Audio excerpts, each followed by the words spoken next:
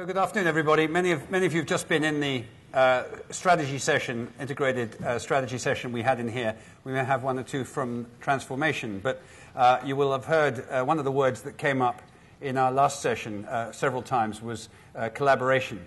So we've quickly rescheduled the session, found 4 excellent speakers on collaboration, and here we are. We're going to address that right now. Collaboration in the energy field.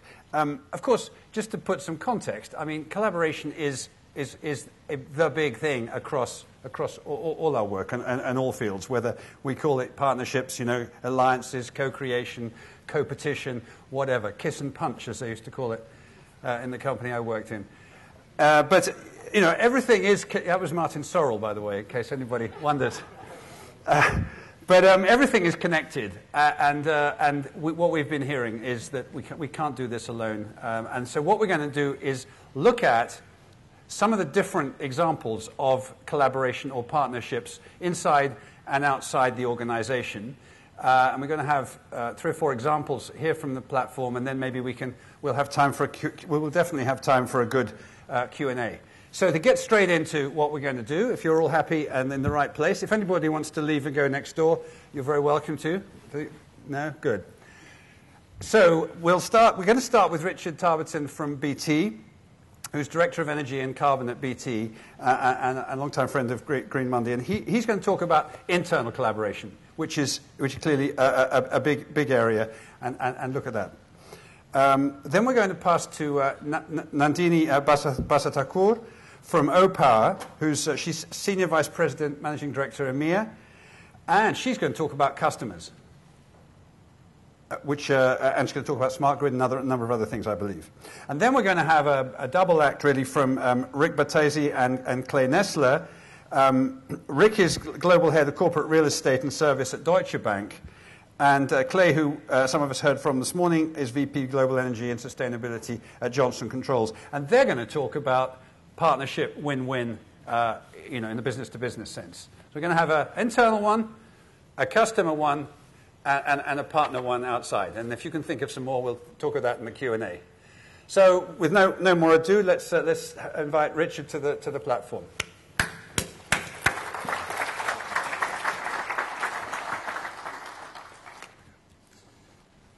Hi, good afternoon, everyone.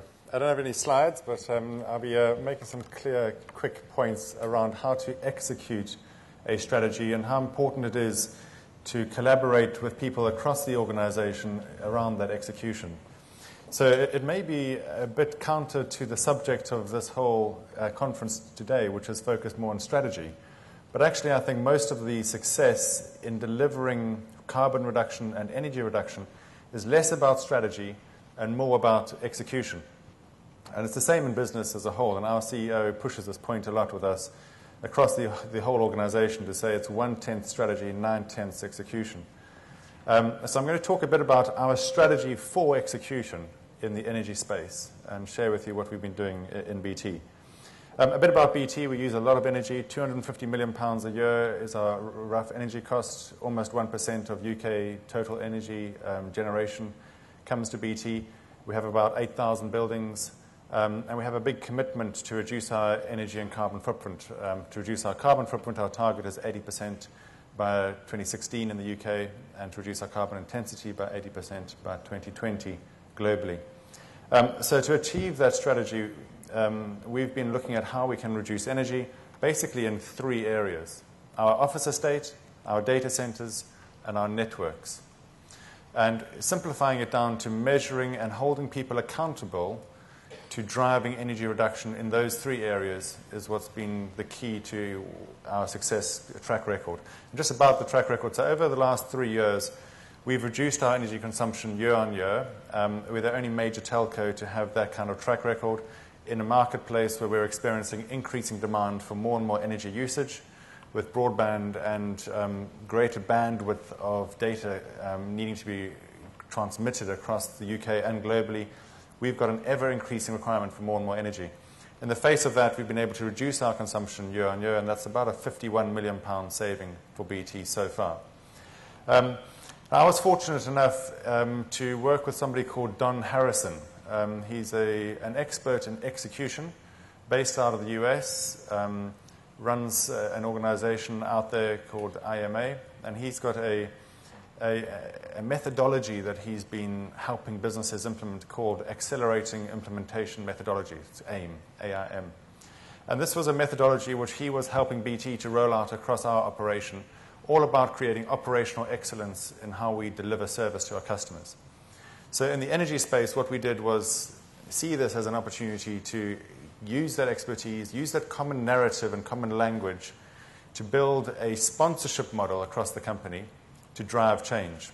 And I'll just run through briefly what the 6 steps are in AIM. So this is how we went about collaboration internally. The step 1 is define the change. So create alignment across all the organization as to what you're trying to achieve, what the vision is, what the targets are, and a clear understanding of our present state and our desired state and the gap that we needed to cross to get to that desired state. Step 2 is build change agent capacity. So change agents are those people who are going to implement this change, and it's important to have the right people with the right skills in the right places in the company to actually be able to drive that change. The third is to generate durable sponsorship. So it's really important to have senior level, managing director level type sponsors in each of the parts of the organization who can then take accountability and allocate resources accordingly for driving change through the business. The fourth is create target readiness.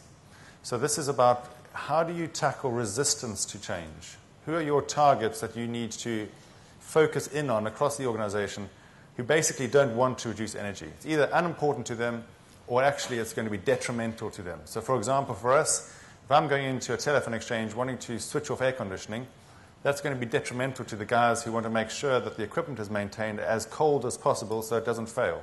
So I've got to prove to them that the stuff I'm going to do in that telephone exchange is going to help them.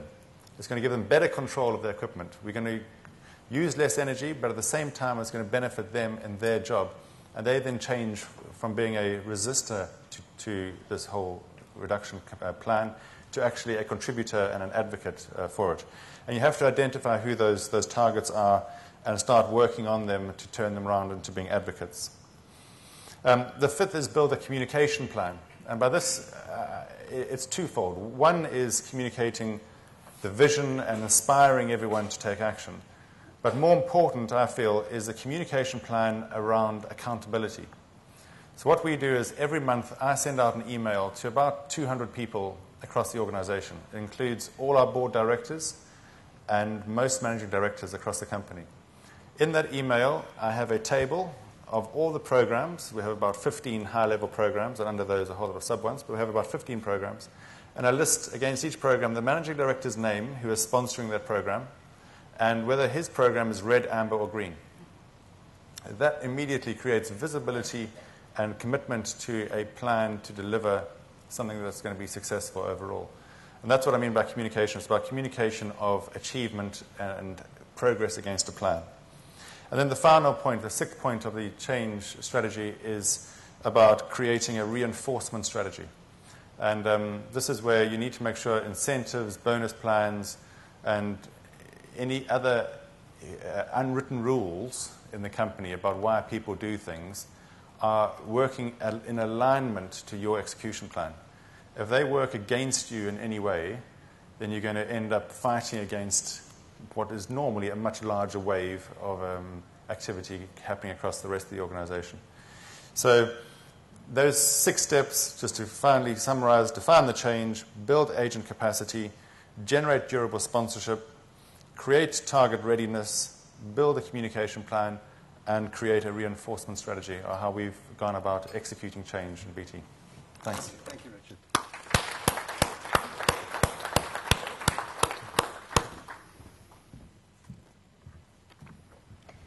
Hi, good afternoon. My name is Nandini Basutaka. I work for OPA, and yes, we're probably the youngest and smallest organization here today. But what I wanted to share was collaborations at the heart of our company's strategy. And I've got 6 lessons here in a lot of slides, so I'm going to go quickly. Whilst energy is really important and vital, we've heard today, let's not forget that the average human being out there spends less than 6 minutes a year thinking about their energy consumption. Why? It's boring. In fact, this guy wasn't even yawning when I made this slide. It's inexpensive. Whilst we complain about energy costs at a per kilowatt, per therm, or I'm just going to make a cup of tea level, it's relatively inexpensive. It's confusing. What the hell is a kilowatt? And even for those techno nerds out there, one day you will tire of graphs like this. How do we fix this? That's where OPA came in. We are an advanced customer analytics and engagement company. We work with 75 utilities around the globe. We have 13 million homes on our platform. We are 250 employees. We've been around since 2007. We just celebrated last month 1 terawatt savings of energy. We'll save another terawatt by October this year. Counterintuitively, when I explained to my dad that I work for a company that helps utilities sell less electricity or gas to their customers, he doesn't get it. But what we found is a more efficient customer is a more engaged customer. We've seen 50 to 80% lift in marketing, cross-sells, and we've seen 5 to 10 percentage points in satisfaction. So we collaborate with utilities to use those 6 minutes wisely and hopefully increase it. Lesson number 1, it's insights, not data. Let's tell you not just how much your bill was, but where you spent it. Lesson 2, with more data, customers expect personalized advice. What we did is we went and collaborated with companies like Google and Amazon and Netflix and Capital One, leaders in the customer experience space. Amazing that collaboration then leads to many of their people wanting to join us. We provide personalized insights. This is you. This is your consumption relative to 100 similar homes who use similar energy to you. This is what your last year looked like. Here's tailored customer advice, similar to Amazon. The more you provide information to us, the more tailored that advice might be. We link with OPA Marketplace. Saw at IKEA this morning. Hey, did you know you can save £40 this year if you press the cold water wash button on your washing machine? Here's a Tide cold water wash coupon that you can redeem at Tesco's. It's individually barcoded. If the customer uses it, you know that they're listening and then starts a journey. Online digital engagement, not enough. Collaboration. You can see winning utilities employing a broad range of messaging. We've also learned that we've got to prompt action when it counts. Let's be where the consumer is, whether that's in mobile, social, prompting them to take actions in the spaces and the mediums that they want to communicate in. We've also learned we've got to keep it fun. We've partnered with another company, a lot larger than us today, Facebook. I personally wouldn't put my energy consumption on Facebook and compete with others, but my daughter tells me that apparently that's really important, and she talks about how her friends are now cutting out reality TV so that they can reduce their energy consumption, and these are the home buyers of the future. That said, when she comes back home and says, perhaps a utility, let's just say E.ON, given their sponsors today, are hosting a inter-school championship, and the winning school will get free solar panels and a site visit back to E.ON, I suddenly become a very competitive mother. How it all comes together. We provide consumption reports. We provide self-serve tools, tariff advice, alerts, in-home devices, and obviously CSR tools. And it works really well. We worked, as I said, 70 utilities. We'll be in 4 other countries in the next 60 days. And despite our size, we've been able to have really great collaborations. You'll just see a range here on the retail marketplace side in the US. We're having similar conversations here in Europe. On the utility industry side, many having conversations and collaborations with the likes of IBM, Accenture.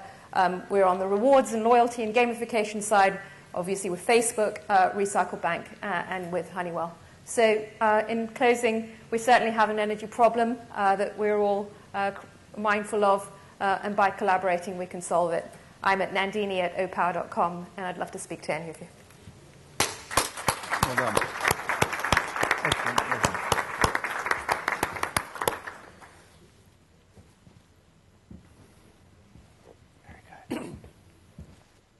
That's quite a contrast from 250 employees to a little over 100,000. I'm Rick Bertese. I'm the global head of CRES for Deutsche Bank. And just to give you guys an idea of the scale of our energy consumption, we have going on 4,500 rooftops in 90 countries around the globe. I'm going to talk to you about the three things that we've done in pursuing energy efficiency. And the first is around the vision and organizational commitment. The second is around the strategy and structure of pursuing it. And the third is partnering for the execution. Our vision is pretty straightforward. We want to be carbon neutral in 2013. The organizational commitment is very, very visible through the Green Towers project, where we refurbished our 2 headquarters towers in Frankfurt, and through the LEED certification work that we do in the portfolio. On the strategy and structure side, we have set up what we refer to as our Eco-PMO, a centralized hub. I'll talk about that. Clay will probably talk a little bit more about the building operating command centers we've put on board, and the climate change advisory board that we set up at the very top of the organization. So real quickly then, on the vision and the organizational commitment, the bank's view is probably a fairly broad view of the stakeholders relative to our financial performance and our environmental commitments. There is a very strong organizational commitment to eco-friendly technologies, resource efficiency, and the work environment for the staff. You will see across a number of the projects that I'll talk about just in a second that commitment actually being manifested, but literally the biggest ones you can see are the 2 headquarters buildings in Frankfurt. They're 34-story towers. They were refurbished, completely state-of-the-art, LEED Platinum certification for energy efficiency. And the bank invested a significant amount of money into the energy efficiency of those buildings as a statement, a very public statement in Germany around our commitment to energy efficiency. The Eco-PMO that I mentioned, it's essentially a centralized hub for what is decentralized idea generation and project execution for any projects that reduce our environmental footprint. Those projects can be predominantly around energy consumption, but also water, waste. And that group, that centralized team that runs that project actually has decentralized regional chairs as a way of creating buy-in across the broader organization and generating the commitment. My team also delivers the actual energy or eco retrofit projects, almost always through partners, which Clay will talk about. We purchase all the renewable energy. All of our new facilities are built out to a LEED standard, almost always gold or platinum, but on occasion the buildings won't facilitate that. We have, I think, 22 buildings to date that are LEED certified. We have 18 more in the process of getting certified. We have established a green lease negotiation as our standard, and we scorecard every single new lease that we do with the landlord on various green lease criteria that we've set up as standard. We've put in solar PV systems anywhere where we can create fiscal positive payback on those, and in fact have established what I think is the highest solar array in the world at the top of 60 Wall Street in Manhattan, 737 feet off the ground. And I have the exact statistics on what it saved us. It was 100 metric tons is what we figured we reduced from our carbon footprint through just that one installation in New York last year. Excuse me. The overall result from some of this work is we've lowered our carbon footprint by 80% since 2007. We're well on the way to carbon neutrality for next year, but frankly, that was probably the easier part compared to what's left. And in executing, we have used a couple of key programs that were enablers. We had a 66 program, 60 million kilowatts of electricity, 6 million euro reduction in our global energy bill target. We hit that goal last summer. A lot of those were related to HVAC. We set up standardized product playbooks. So our chillers, our HVAC systems, thermostatic controls, all of those things are highly standardized, and any of our consultants working on construction projects around the globe have a standardized playbook, very industrialized playbook that they can draw upon. Let's see, what were the other ones to tell you about? Oh, we set up in Harborside, New Jersey, what we referred to as an eco data center, where we're using a significant amount of outside air for cooling. It really snapped the heads of our IT guys when we told them we were going to do that, but it's actually proven to be very successful. I have 1 minute left, according to Sue. The results I talked about from the footprint, from the partnering standpoint, all of the work we execute, pretty much all of it, is done with Johnson Controls or similar partners around the globe. The Deutsche Bank CREZ department, there's 8,000 people who show up somewhere in the globe to manage services or occupancy in our portfolio. Full-time staff located on-site, 8,000 headcount around the globe. There's 220 of them who work for Deutsche Bank as an employee of the bank. So pretty much everything we do is delivered in collaboration with partners somewhere, someplace. Clay will talk about that in a minute, or half a minute now. And I'm proud to tell you that the result of all of that is that we were awarded the U.S. Green Building Council's inaugural award for international leadership as a result of a variety of these programs. And with that, I'll flip it to Clay to talk about it. Thank you.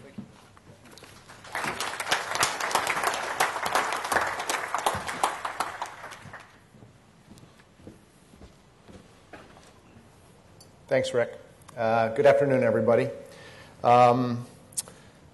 Basically, we wanted to set the stage here where Rick would talk about their goals, and then I would talk a little bit about how Johnson Controls, as a service provider to Deutsche Bank, helps meet those goals.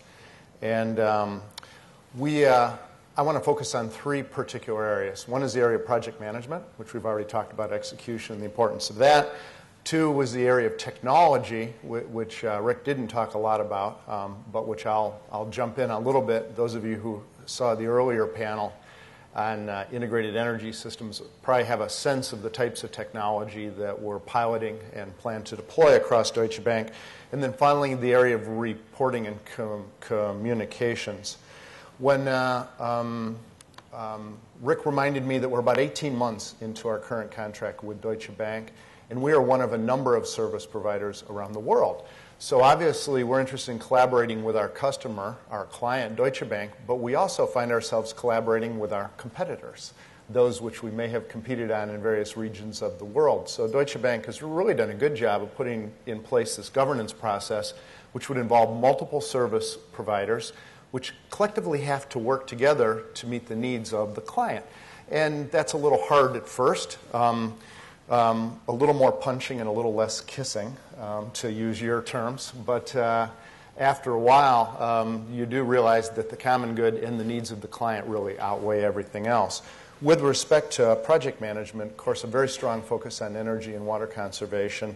We were given a 3-year target for reductions in the first year, and we met that within 9 months. And I guess the really good news is that through this focus and structure and project management, we've already completed about 7% energy savings. And again, we're 18 months into the contract, so well above that 3% per year. We've identified another 5.4% of savings. That's going to be about 1.5 million euros worth of economic benefit to Deutsche Bank. So that's the outcomes are very important in these things, and certainly on track for that. What Rick alluded to is that a lot of that time was spent up front in developing strategy.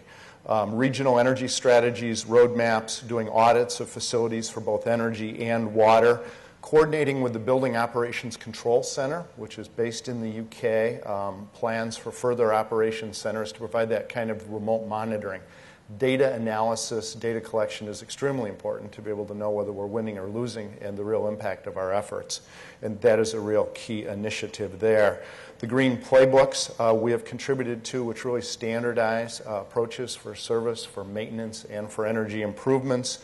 we've helped create advanced audit and analytical tools to streamline the project development. So regardless of which consultant, regardless of which service provider, a consistent set of tools is used, which really streamlines the approval of the projects as well as being able to track performance. We support Deutsche Bank in the ISO 14001 environmental management system implementations across their facilities that we manage, but we're also helping pilot ISO 50001 and its precursor 14001 across some of their facilities as well. When we look to technology, very strong interest by Deutsche Bank and particularly some of the individuals, Ron Herbst, who many of you may know, kind of the Chief Sustainability Officer, very involved in advancing the idea of data management and data analytics across the built environment. We're working on some pilots to introduce some new cloud-based technology which will take data integrated from BMS, from multiple manufacturers and meters, bring it into the cloud, and then be able to provide the types of analytics and analysis.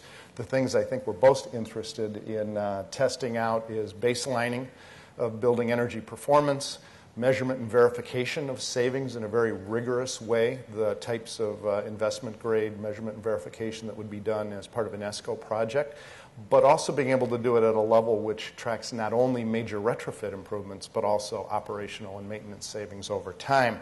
And then also very interesting is to use those analytical tools to do remote benchmarking. They have a very, very large global footprint. We now have access to the data, being able to use analytics to identify opportunities and pick the ones that are the best candidates for improvements is very, very important. Finally, in the reporting and communications area, we very much support Deutsche Bank's activities around employee awareness, education, and communication. They just completed a big event for Earth Week, certainly the biggest sustainability event within Deutsche Bank. We're directly involved in that. And again, data wins. 4,000 employees were included. 601 pledges by employees to take action at home, at work, and in the road and in the community. They raised money.